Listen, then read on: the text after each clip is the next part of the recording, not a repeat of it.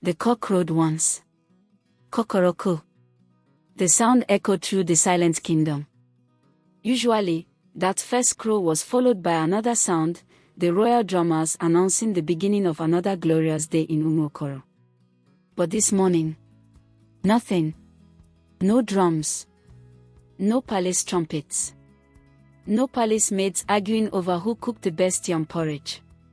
Even the noisy parrots that usually insulted each other outside the palace walls were strangely quiet. King Odogwu turned on his royal bed. Still asleep. The cock crowed again. Kokoroko. He stretched lazily. Let the cooks prepare pepper soup.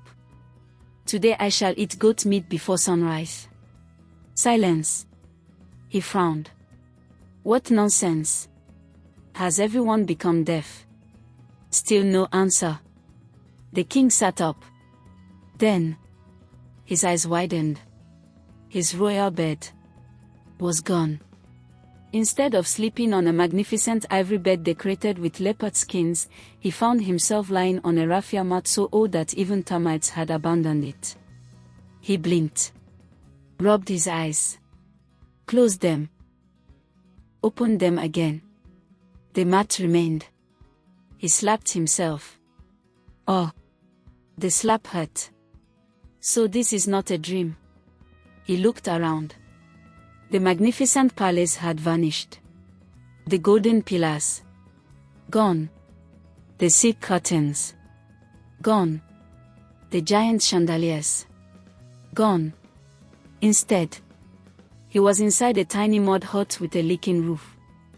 A chicken was comfortably sitting where his royal throne should have been. The chicken looked at him. He looked at the chicken. The chicken tilted its head as if asking, "Why are you staring? Did you pay rent here?" The king screamed. "Guards." No answer. "Chief guard." Nothing. "Minister." Silence. Only the chicken replied. "Quack. Quack." King Odogwu ran outside barefoot. The entire village looked different. Where his palace once stood, there was only empty land covered with weeds. He stared in disbelief. No. He ran in circles. No. He looked left. No palace. He looked right. No treasury. He looked behind. No royal courtyard. Only goats chewing grass as if nothing had happened. One goat even looked directly at him and continued chewing. The king became angry. "Move away." The goat refused. Instead, it sneezed on him. Phew! The king wiped his face. This goat has no respect. An old woman passing by laughed so hard she nearly dropped the firewood on her head. Respect. She laughed again.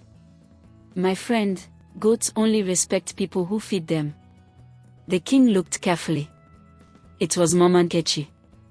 The same woman who always prostrated before him. Old woman. She frowned.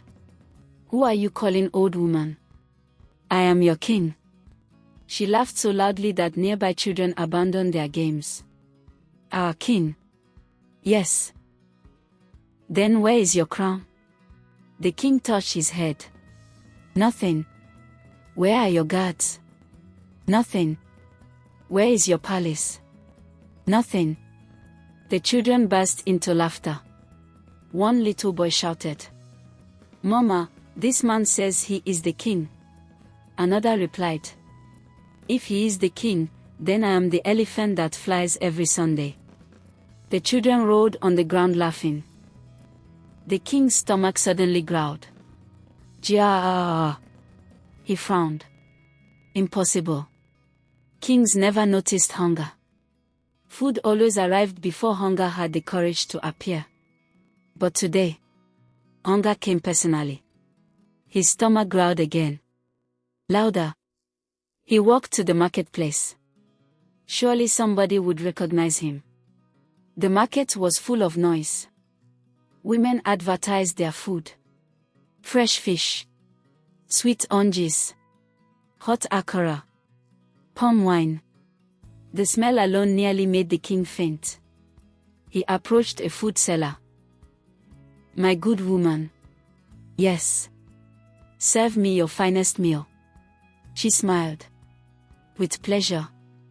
She placed before him steaming pounded yam, egusi soup, goat meat, and smoked fish. The king smiled proudly. He finished everything. Even licked his fingers. Then, the woman smiled. 500 cowries. The king laughed. "Send the bill to the palace." "What palace?" "My palace." She folded her arms. "What palace?" He pointed behind him. There was only a mango tree. The woman blinked. Then she shouted, "Thief!" Immediately, the entire market turned. "What happened?" "He has eaten my food. And he says I should send the bill to a mango tree." The whole market exploded with laughter.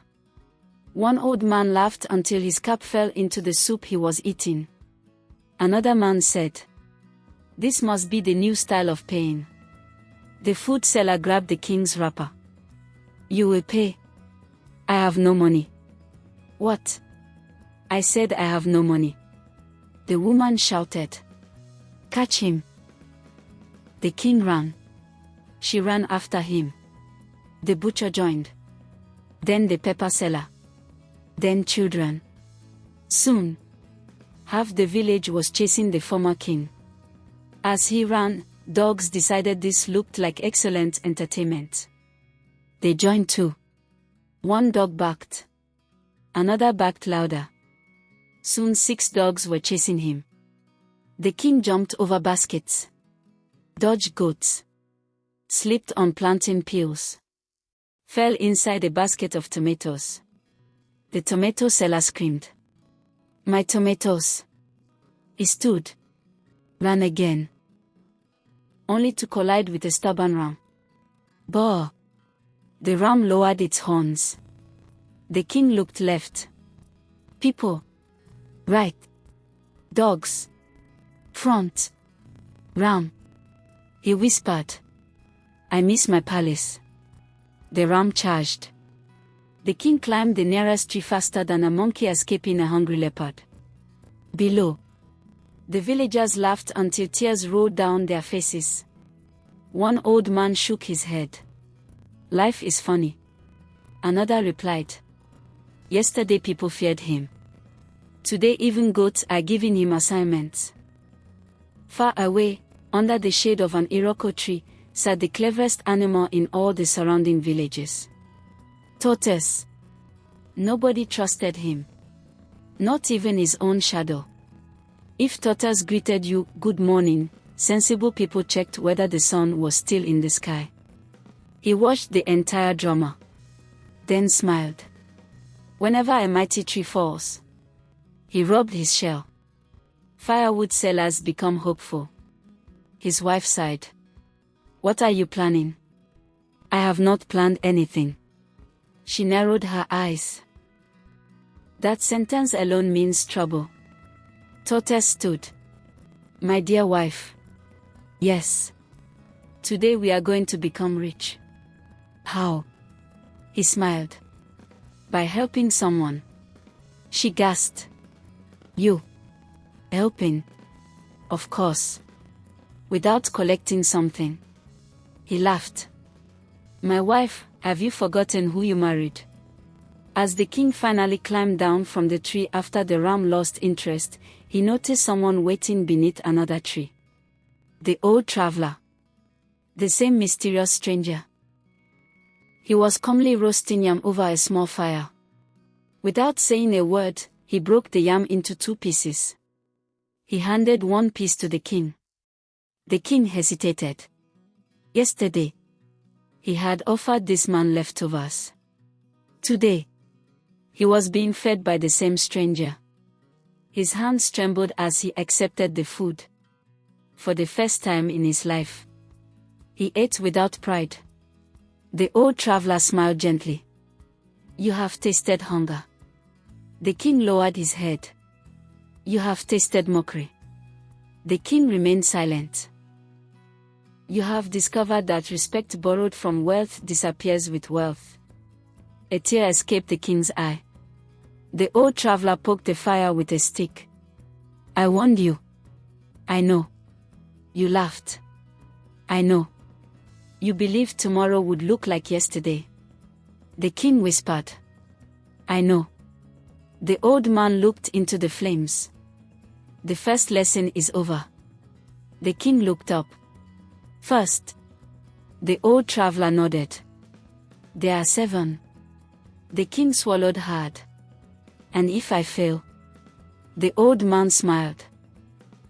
Life has a way of teaching the same lesson, until it is learned. He stood, picked up his walking stick, and began to walk away. The king shouted. Wait! Who are you? The traveler did not turn around. His voice drifted back on the morning breeze. I am only a reminder that fortune never signs a permanent tenancy agreement with anyone. The king stood alone, clutching the half-eaten yam. For the first time since he had won a crown, he realized something that chilled him more than poverty itself. He had never truly known the people he ruled. And somewhere beyond the hills, Tortoise was already smiling, preparing the first of many tricks that would test whether the fallen king had learned humility, or whether pride was merely sleeping beneath his rags.